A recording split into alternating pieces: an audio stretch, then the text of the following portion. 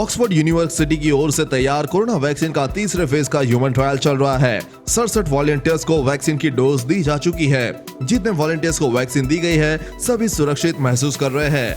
चंडीगढ़ के 2 बिजनेसमैन भाइयों को 30 सितंबर को वैक्सीन की डोज दी गई। भास्कर से उन्होंने अपने अनुभव शेयर किए।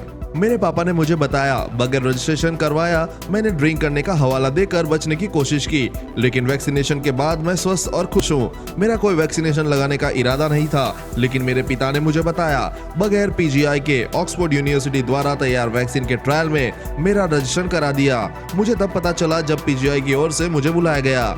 मैं तब भी तैयार नहीं था। मैंने यहाँ तक कहा कि मैं ड्रिंक करता हूँ। इस पर पापा ने कहा कि जहाँ से फोन आया था उनसे क्लियर कर लो। उन्हें बताया तो उन्होंने भी कहा कि ड्रिंक से कोई फर्क नहीं पड़ता। 29 अगस्त को रजिस्ट्रेशन करवाया। उसके बाद 26 सितंबर को स्क्रीनिंग के लिए बुलाया गया।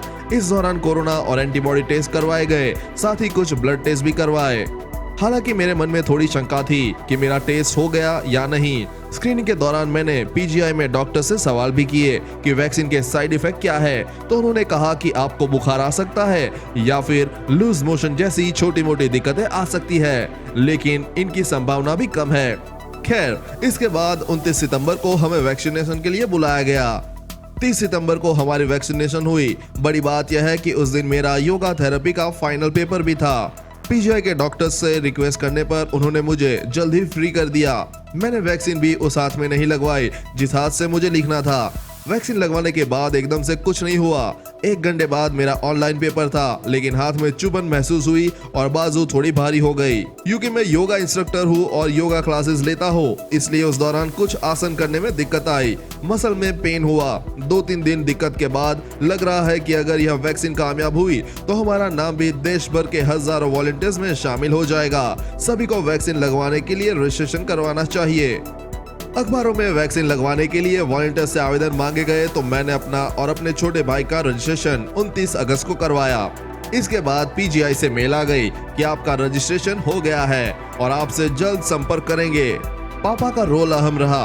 उन्होंने ही हमें वैक्सीन लगवाने और रजिस्ट्रेशन के लिए कहा।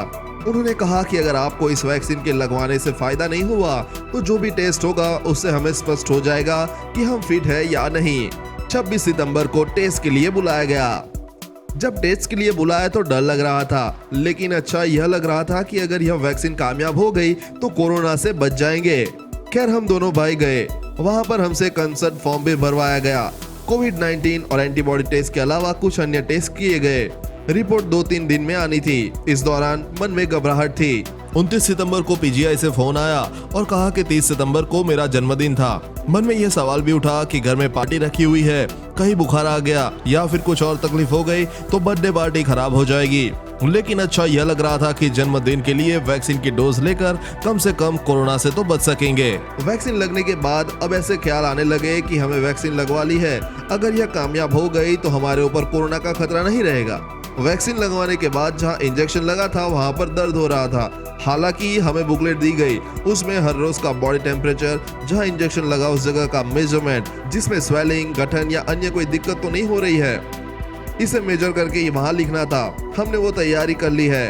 अब हम दोनों भाइयों को 29 अक्टूबर को दोबारा दूसरी डोज लेने के लिए बुलाया है। इस खबर के बारे में अपने विचार नीचे कमेंट बॉक्स में लिखकर बताएं। वीडियो को लाइक और अपने दोस्तों के साथ शेयर करना ना भूले। साथ ही कोरोना वैक्सीन से जुड़ी हर खबर सबसे पहले पाने के लिए चैनल को सब्सक्राइब कर ले।